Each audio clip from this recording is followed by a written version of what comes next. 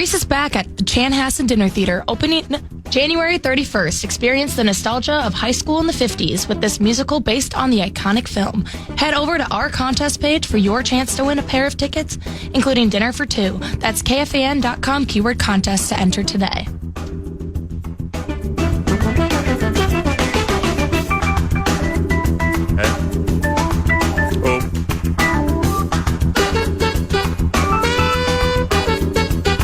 Yes, teased her again. No, it's okay, Kara.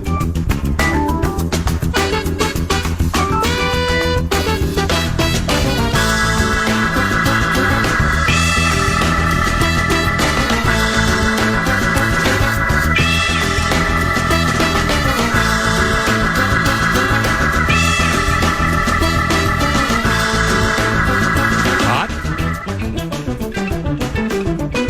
9 to noon from the Tree Ring. It is Vox in the Box. 10:08 Russo Radio for a spell.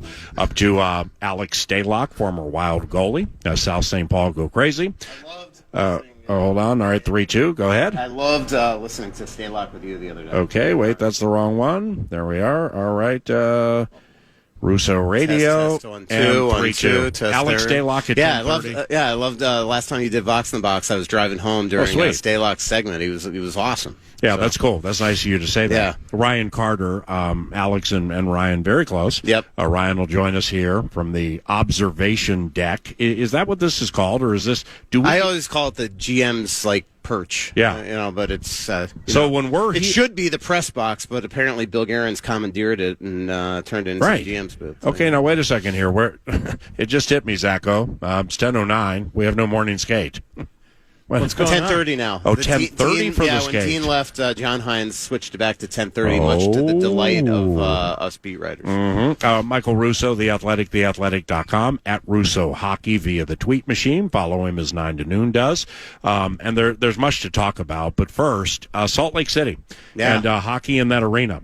I watched it, and I found it to be quite compelling. I found myself, not only the game being compelling, the finish was cool, but the fans, just like following the it's not a glass-slapping Nashville off-Broadway crowd. Yep. It's an ooh and an ah impressionable crowd. Yeah, totally agree with you. That was the cool part of it. I almost joked on Twitter. I think I mentioned on my podcast last night that the one thing that was very apparent to me is that the restlessness that you get when the team is not playing well was palpable throughout the first period and a half. They were getting upset, and they haven't been great at home this year. So I think the fans, it's like, all right, yeah, they're thirsty for hockey, but they also want to see victories and the party that they had, say, opening night against Chicago, and they want to continue that. And so I thought the fans were great.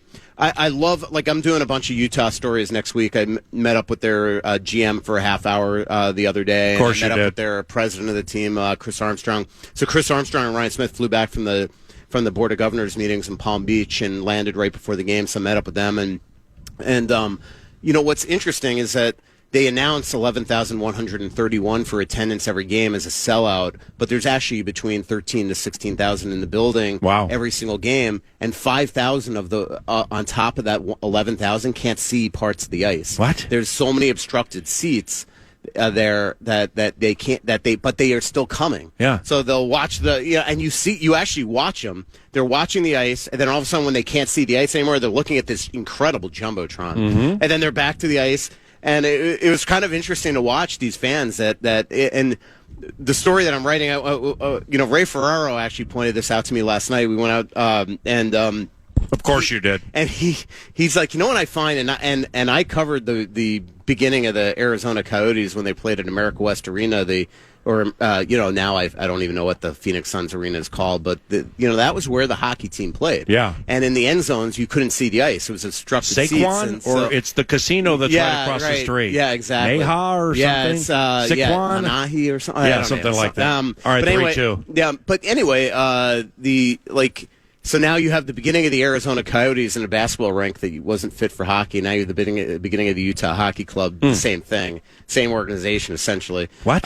So they're where the Jazz plays? Yeah, they play at the Delta Center. Oh, geez. Yeah. And I could not believe. So I covered a Jazz Heat game there in 2005. I couldn't believe it's the same arena. So I couldn't either watching it. Yeah. So 2017, they absolutely renovated the heck nice out of the box building. to say that, but anyway. Yeah. It was awesome. Like the down part. I mean, it is a modern arena. It's gorgeous. The bowls are incredible. The concourses are incredible. The event level where the players are, they totally like. You walk into that Utah locker room, it is tremendous. Wow. And same thing with the visitors locker room. So they've done that. That's part one of their so they did the 2017 renovations. Then when they got the Coyotes franchise in a summer, they completely blew out the lower concourses. Like the interview room is the interview room / chapel. Wow. So, I went in there, had a little prayer, and then I interviewed Andre Tierney. Yeah. But so they've done this incredible job of like building that out, and then they got a 3-summer plan, depending on how far the Utah team and the Jazz team goes, and when they're going to start renovations. They don't want to disrupt anything, but they're going to, like on one end zone, they're going to have a slope from the lower bowl to the top of 50 seats. Wow. 50 rows of seats, and it's just going to be one giant slope. Wow. And then they're going to, on the other side, they're going to basically, put where the box, all the frills that they're going to have to take out of that area, they're going to put on the other side.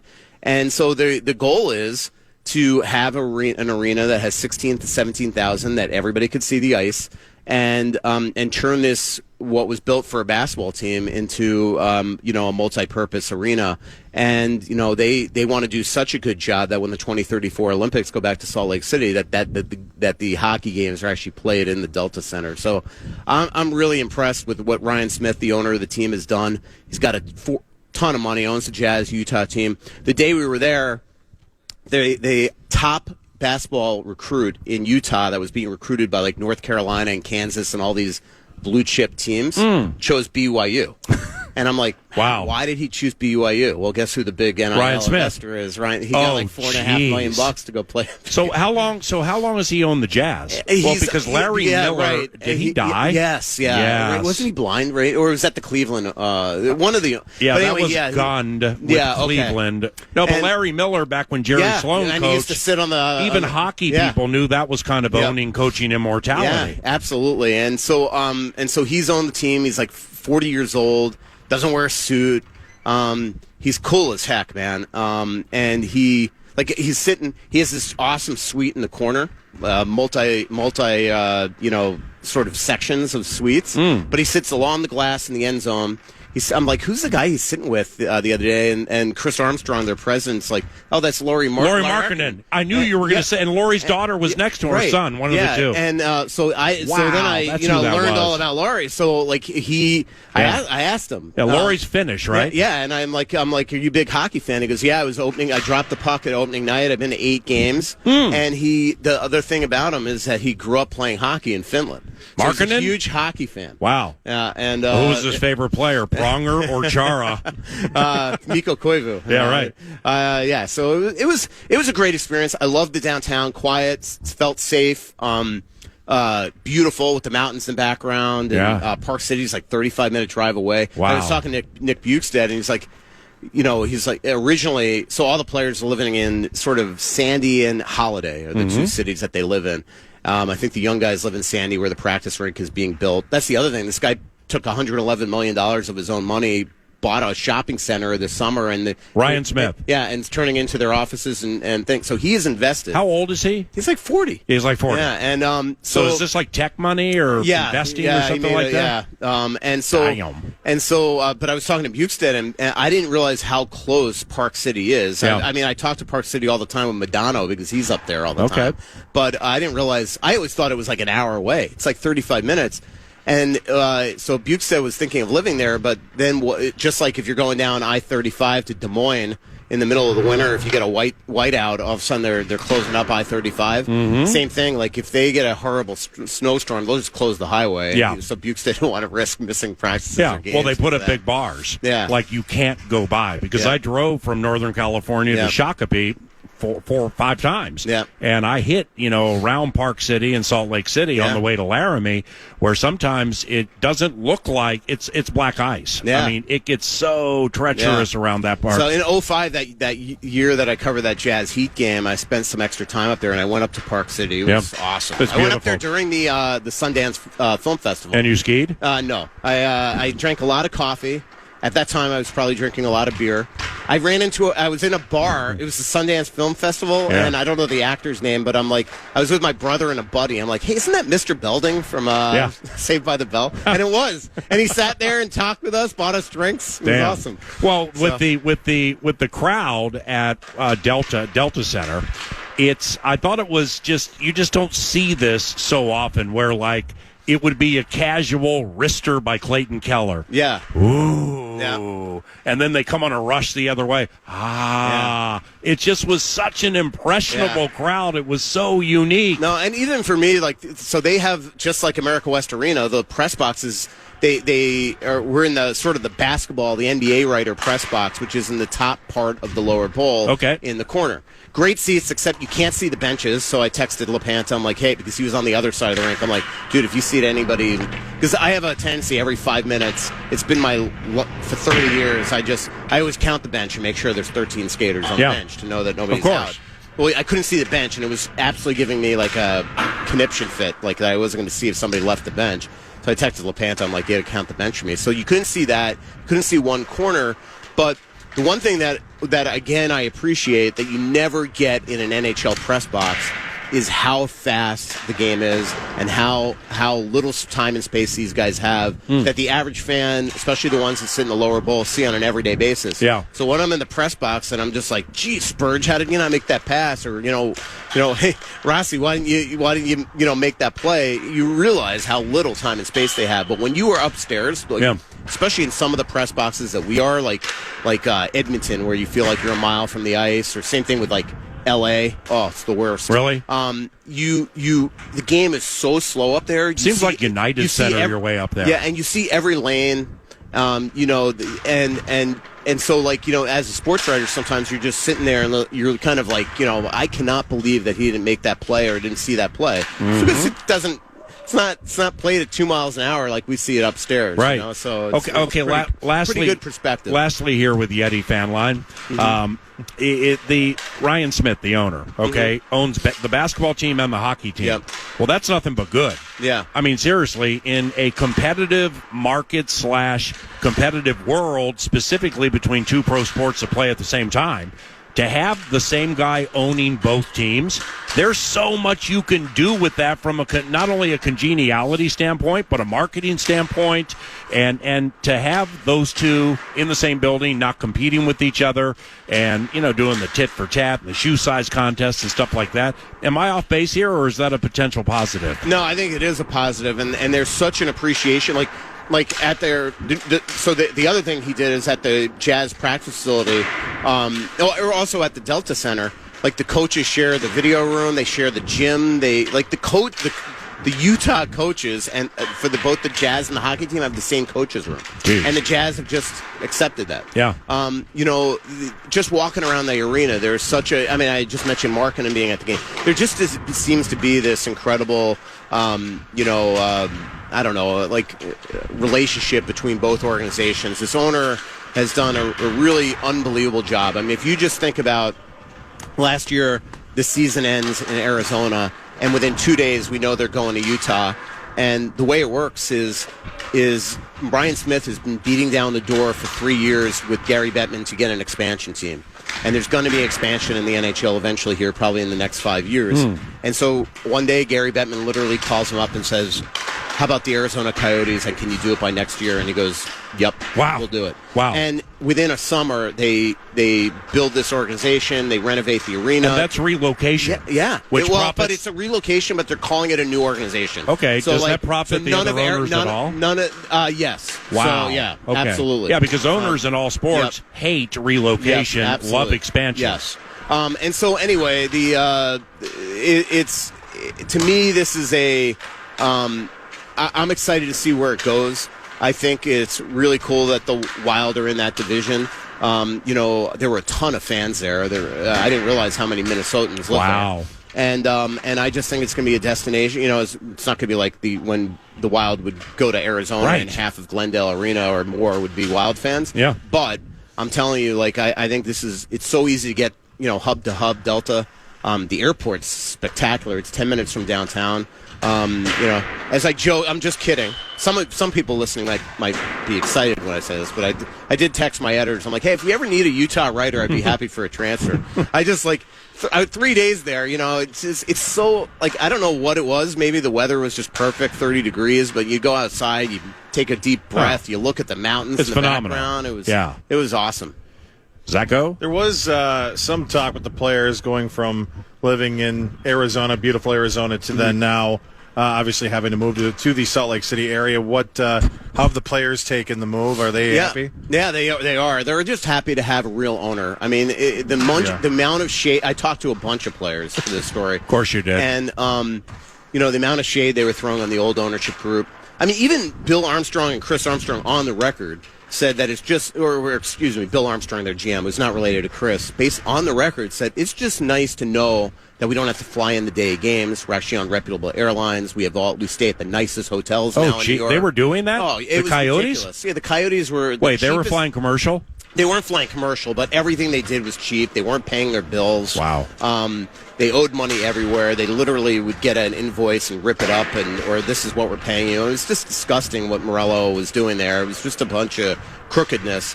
And now they're treated like an NHL team, and that's going to be the thing here, because they have this great young core with the Gunthers and the Tijiginlas coming and the Hayden Kellers and all this stuff. But then you have this awesome city, a great building, and most importantly, ownership. And so I think as the cap continues to grow, and they got a ton of money now to deal with because they don't have the dead money of the fake players that they've had for years there to get to the cap floor, I think it's going to be a destination for players to want to go play there. And so, because ownership is the most important thing. That's why people want to come to Minnesota, is because of what Craig Leopold has done here. And by the way, when these Parisian Suter dead money things come, I think it's going to really, and the cap continues to grow, I think it's going to continue to be that way. I think the stable ownership is the most important thing to any pro sport. And in Arizona, it was just a comedy of errors for, the last 25 years, essentially. At The Athletic and theathletic.com, written by Michael Russo at Russo Hockey. By the way, paternity leave for Joe Smith. Over.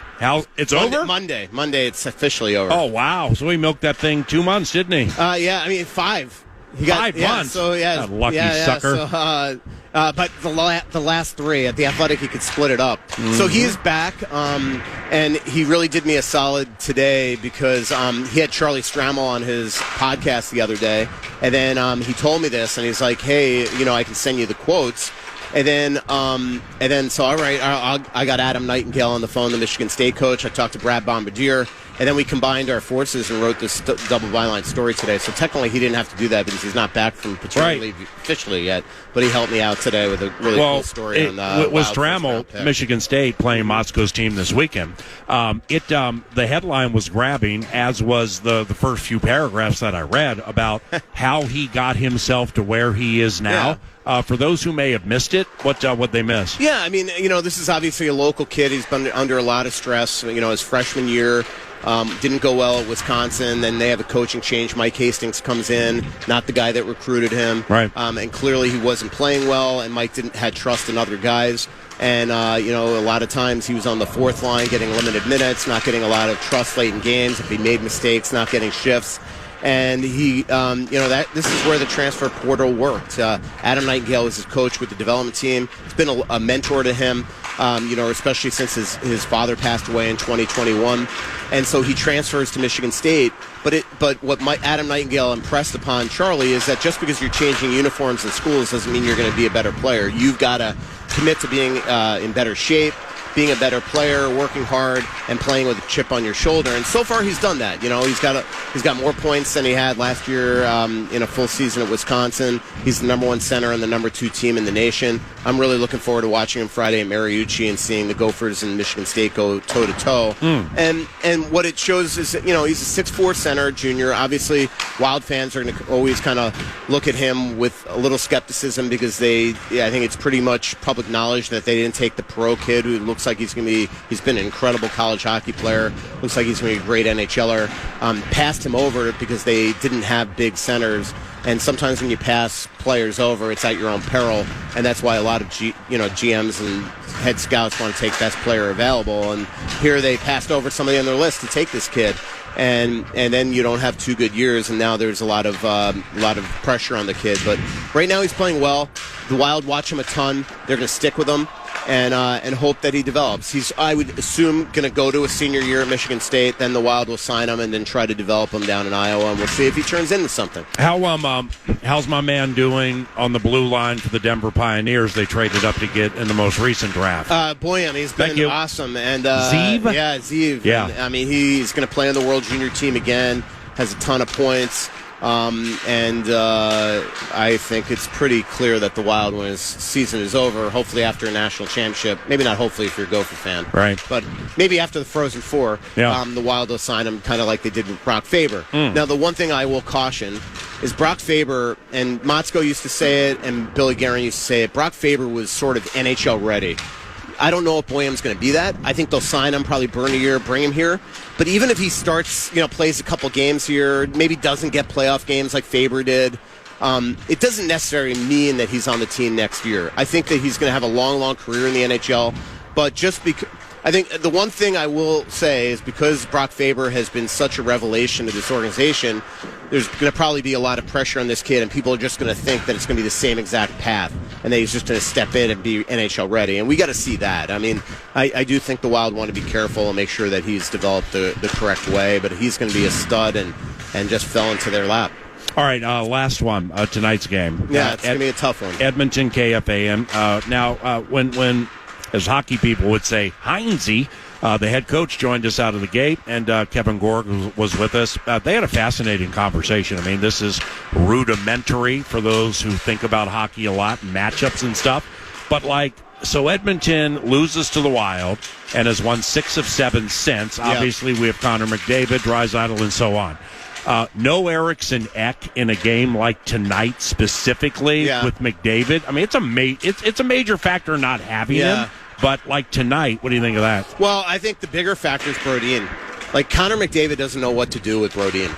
There's a reason why the Wild have held him to the lowest points per game against any of the 32 teams. Wow. So that's why Edmonton's minus 145 tonight. That if they're a favorite, like you're saying, it totally makes sense. No, they're a big favorite. I think that they this is going to be a tough one with the Wild. You're missing your number 1 center. Damn. Your number 1 checking center that you would go up against McDavid and Draisaitl every single shift, and you're missing your defenseman that skates as well as anybody in the league that McDavid has had and has said that he has had trouble with throughout his career. So that's huge. Declan Chisholm, it's been okay. Yeah. Not Jonas Brodin. So Jake Middleton and Brock Faber have been sensational this season, especially Middleton. Mm-hmm. Huge bounce back year.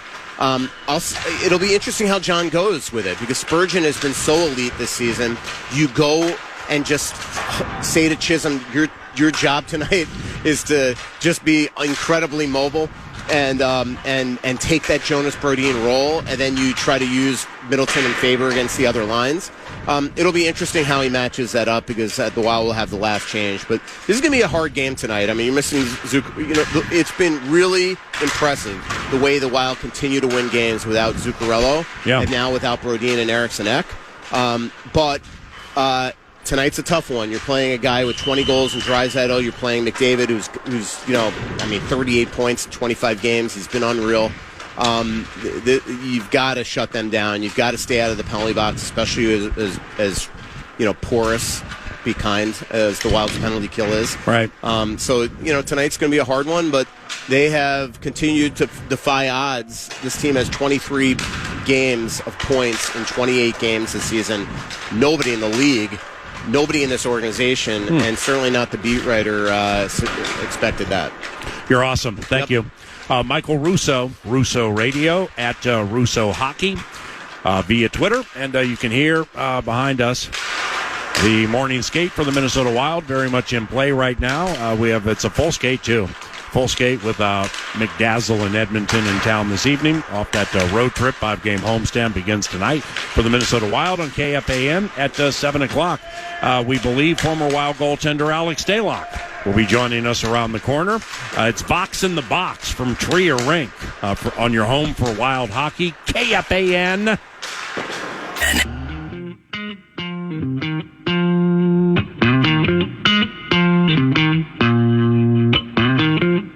Tune in to Wild Wednesday each week for your chance to win tickets to see your Minnesota Wild in an upcoming game. Wild Wednesdays are presented by Jim Beam, a crowd pleaser since 1795.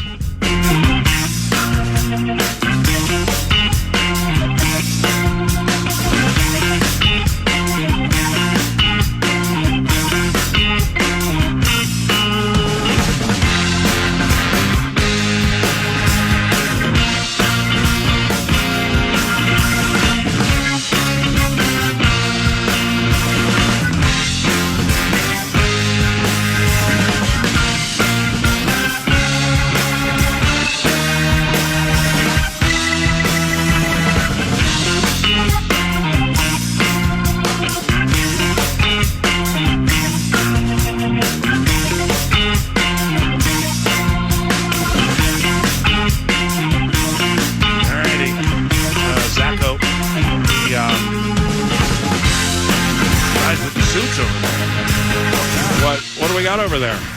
I don't know. Is that we got guys with?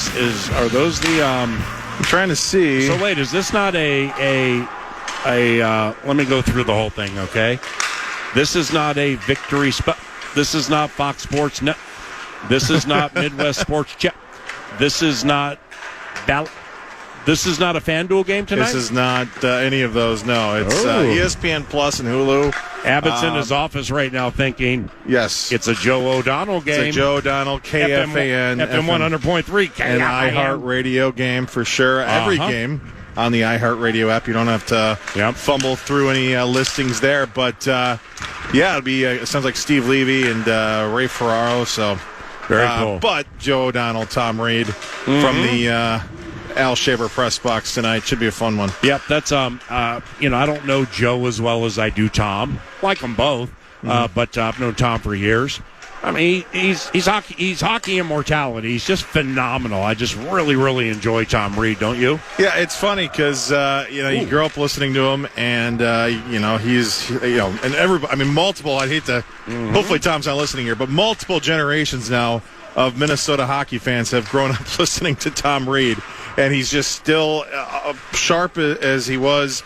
However many years ago, he is. He's got the pub right down the road from here, and he's there all the time too. And he's more than happy to chat with some fans, and it's cool to work with him, and it's cool to see the chemistry grow because we all love Bob Kurtz. Bob Kurtz is talk about radio immortality. Yeah. He is incredible. But where is he? Massachusetts? I don't. Or is he still here? I think he's still here. He's just very much enjoying his time. He came back for like one game last year, and it was cool to see him. But he is could not be happier, I don't think. And what a career he had. But Tom Reed's still going strong, and man, he excels especially in analyzing a team like this. He's fun to work with. Well, I don't think the guys with the suits who just rolled in at Trier Rink, specifically my man with that three-piece suit. Well, it's a nice-ass suit over there, and the gold tie matches it beautifully.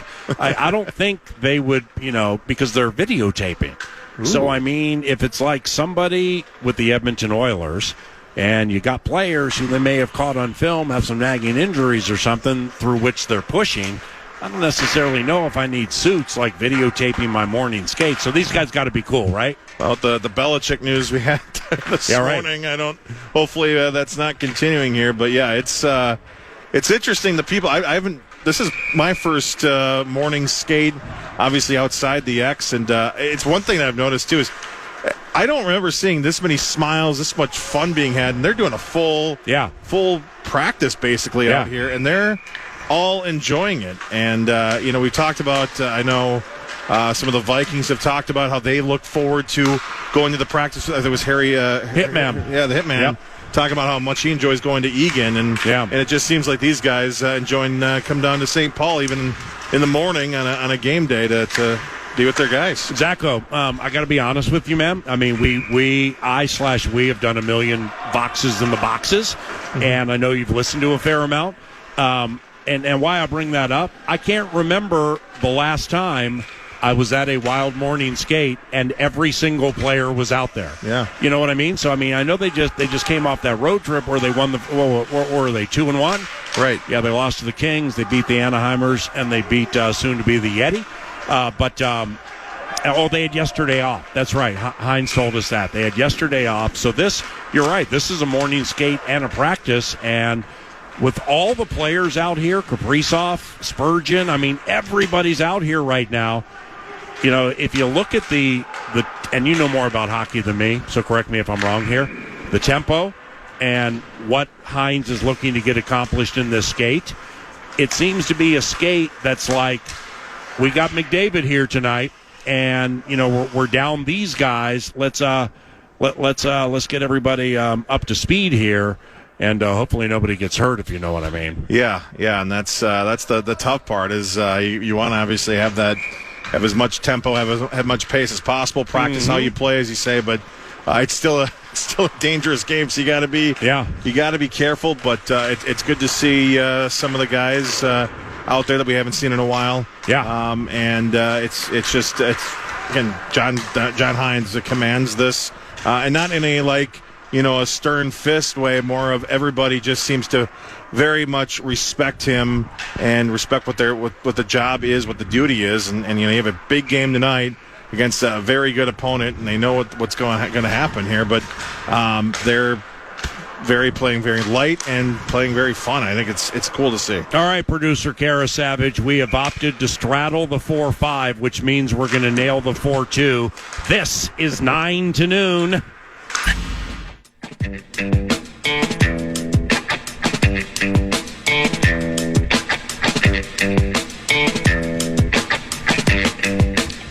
Join Corey Cove on Wednesday, December 18th at Shakopee Bowl in Shakopee. From 6:30 to 8:30 for Coors Light Hockey Night. Watch Minnesota play Florida and play trivia for your chance to win a pair of sweet tickets to the hockey game on January 9th. Get the full details at KFAN.com /calendar.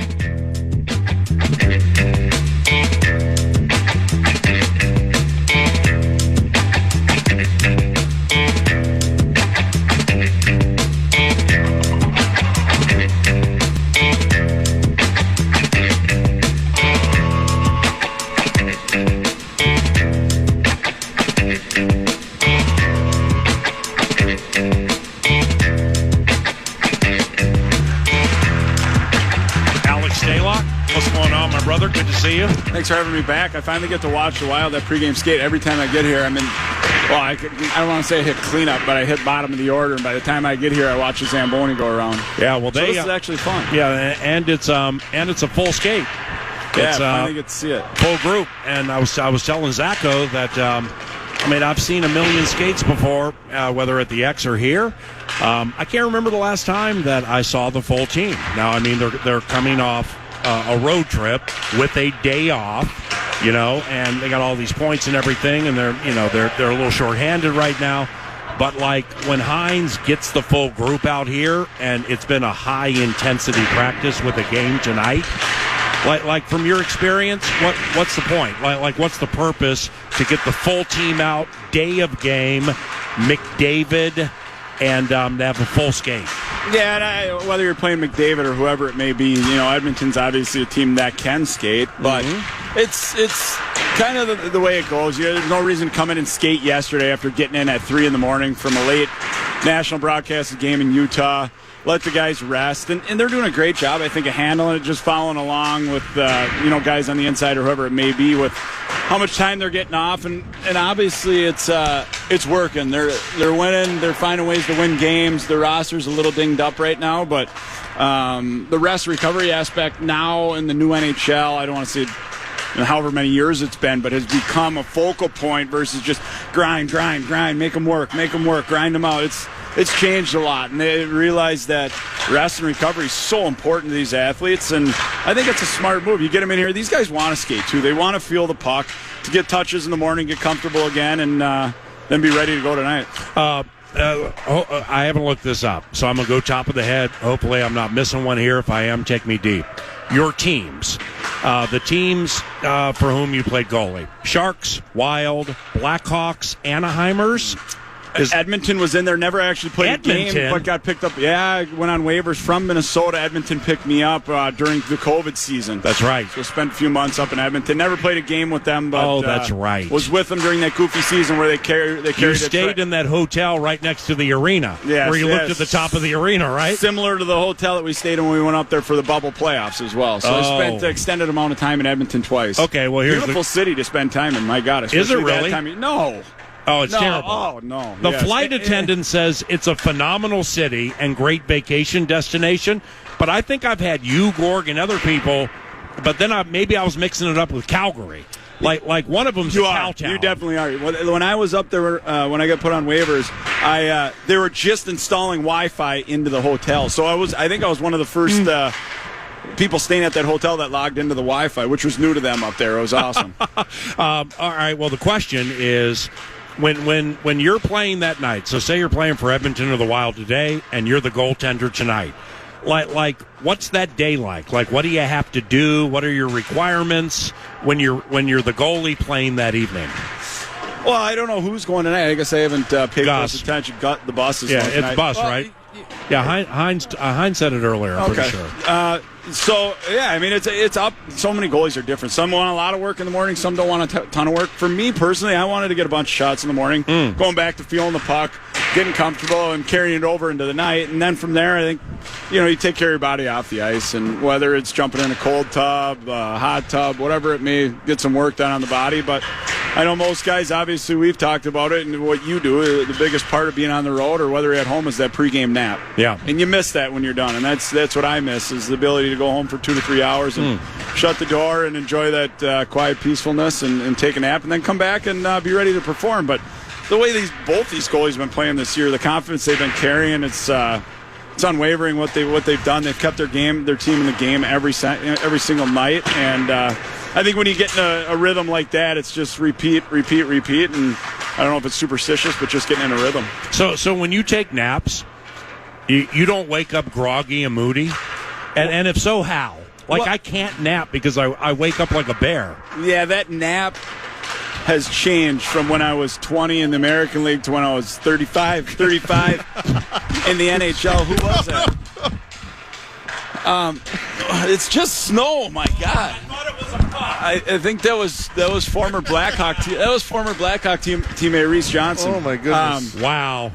No, that nap definitely has changed. When I was 20, I could go home, and as soon as I was done eating, I'd put my head to the pillow, and I'd be out for 3 hours. I'd wake up, and I'd feel unbelievable.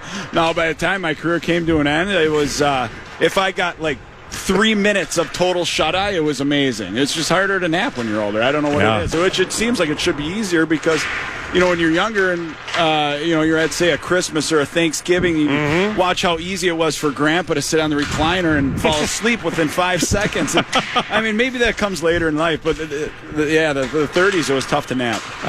Zach, you have some play-by-play to your chops?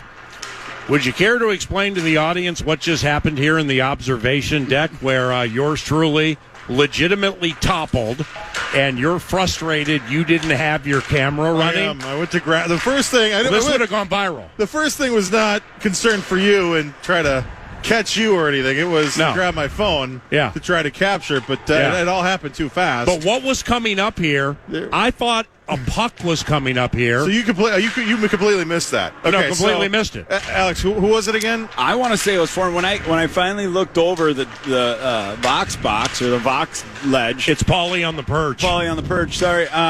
It looked like it was former Hawks teammate that I played with, Reese Johnson, who's up here currently with the Wild. Okay, that makes sense. It was. I don't know how he got that. Well, look at the size blade he uses. He uses a shovel for a blade, so that's why that much snow came up here. He shoveled a bunch of snow up against the boards, and then used that boards as leverage, brought the snow up, and then flicked it over. He was flicking things at you. And somehow Paulie got pinned against the back wall with a little bit of snow. Well, the way you jumped out of your chair, I didn't move. Didn't he stand up? I thought multiple pucks were coming up here, and the headphone cord got caught around my right leg. I'm trying to move my chair, and the headphones come off, the chair falls, and I topple onto my back. Unbelievable. I mean, if you had videotaped that, I mean, that would have been unbelievable. Well, right here we got Live Barn. Yeah. I don't know if that camera will catch it. Oh, that camera might catch. I understand for this Paulie on the perch, Box in the Box, Trier Rink. I understand you've booked a guest for us at 11:03. Who do we have? I do. It's Wild TV Color Ryan Carter, outdoor rink enthusiast. Jack of all trades. He's got beehives. He's got honey. Wow. He does it all. It's incredible. Whenever I had a question about anything, he can answer them all. So hopefully we got a list down for him. But he's going to be joining us. I know he's got a meeting with Aaron Sickman here soon. But he's here. He walked me in. He held my hand and got me up to the perch. So that's the voice of a former Wild goaltender, Alex Stalock. And Ryan Carter will be joining us from Trier Rink around the corner. You're listening to KFAN.